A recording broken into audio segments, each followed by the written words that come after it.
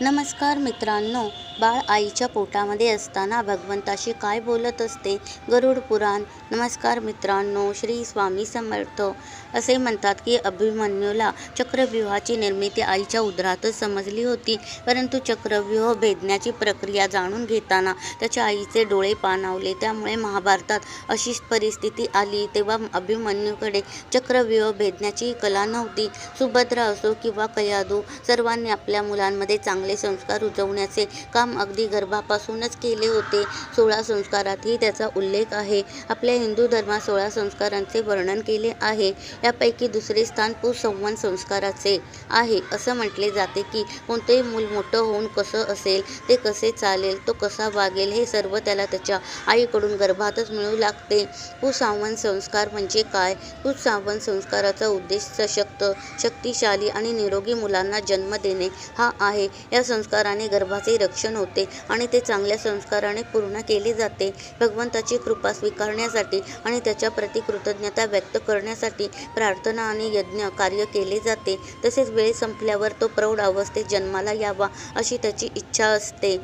आईचे गर्भाशी नाते कसे असते? आई आपल्या मुलाशी कसे नाते ठेवते हे शब्दात सांगणे अशक्य आहे, परंतु स्त्रीसाठी ती आई झाल्यावर तो जगातील सर्वात सोनेरी क्षण असतो. त्याआधी आपलं आयुष्य किती अपूर्ण आहे हे तिला कळतही नसतं. आजच्या धकाधकीच्या जीवनशैलीत नवीन आयुष्याला जन्म देणे हे नवीन स्त्रियांना ओझे वाटते, पण हा एक अतिशय सुंदर अनुभव आहे की देवानंतर पृथ्वीवर तुम्ही एकमेव म्हणजे आई ही एकमेव आहे जो नवीन जीव जन्माला घालण्यास, निर्माण करण्यास सक्षम असते.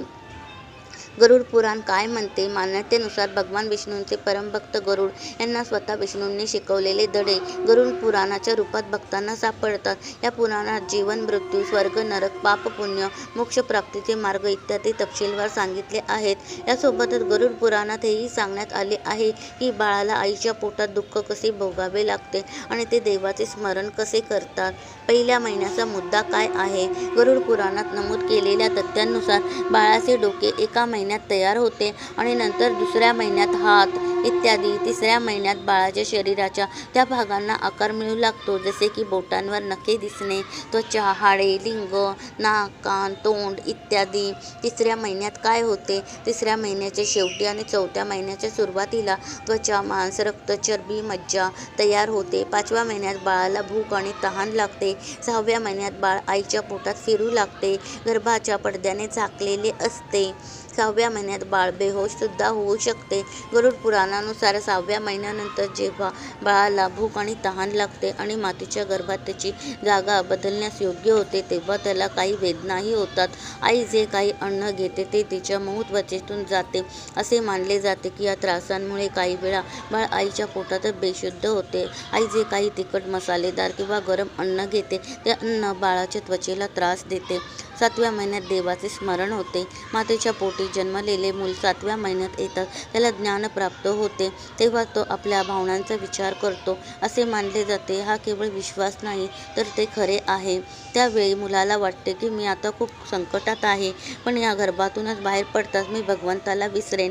तो त्याच्यापासून विभक्त होऊ इच्छित नाही, कारण बाहेर गेल्याने पापकर्म करावे लागतात, ते नरकात घेऊन जातात इत्यादी विचार त्याच्या मनात येत असतात.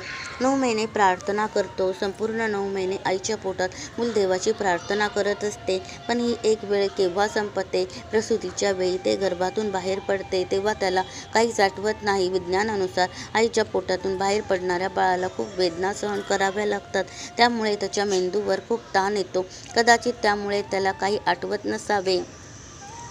गर्भाशयाच्या बाहेरील मूल. गरुड पुराणानुसार बाळ आईच्या उदरातून बाहेर आल्यावर त्याने श्वास घेतल्यानंतर त्याला कशाचेही ज्ञान नसते.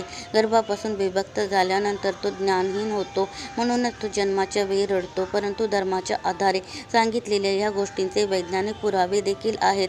म्हणूनच असे म्हणतात की पालक आणि आजूबाजूच्या वातावरणाचा आणि वागण्याचा पहिला परिणाम मुलांवर होतो. त्यामुळे तुम्ही चांगले साहित्य वाचा, चांगल्या गोष्टी ऐका, ध्यान योग करा, जेणेकरून मूल जन्माला येताना चांगले संस्कार त्याच्यावरती होतील.